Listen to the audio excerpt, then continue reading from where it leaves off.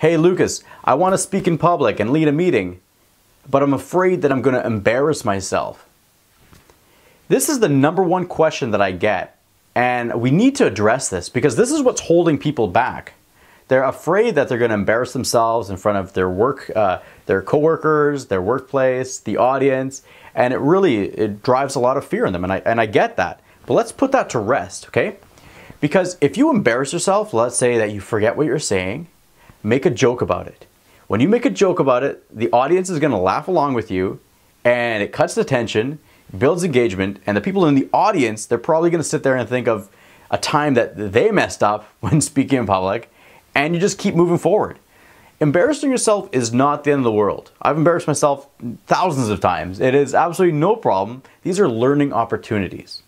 But let's get down to the real core, because people tell me that they're afraid to embarrass themselves or look like a fool or have the audience laugh at them. These are all surface level fears.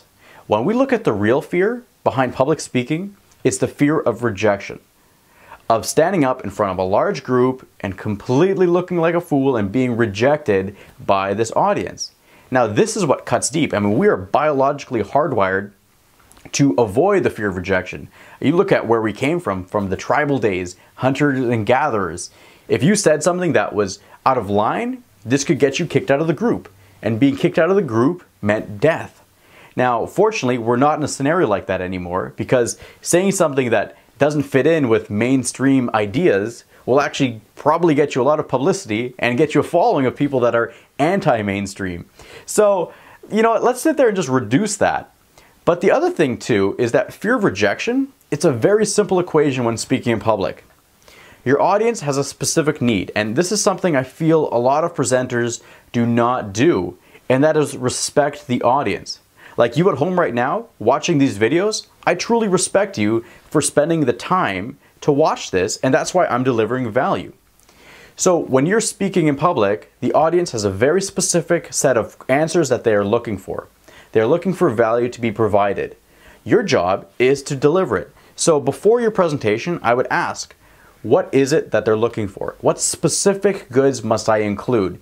Because you can have your speech written out, you can have your presentation all mapped out, but then if you're not addressing the questions that they want, it's not going to go well. Because you don't matter, the audience's needs matter. So this is why if you started and you're not sure where you're standing, you can go and ask them, hey, what are the top 3 things that you want to get answered today?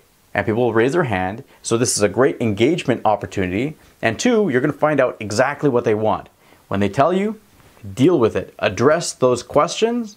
Or if you don't have the answers, say that I will find it out later and I will get back to you. It's very simple, but this shows that you are appreciative and you respect the audience.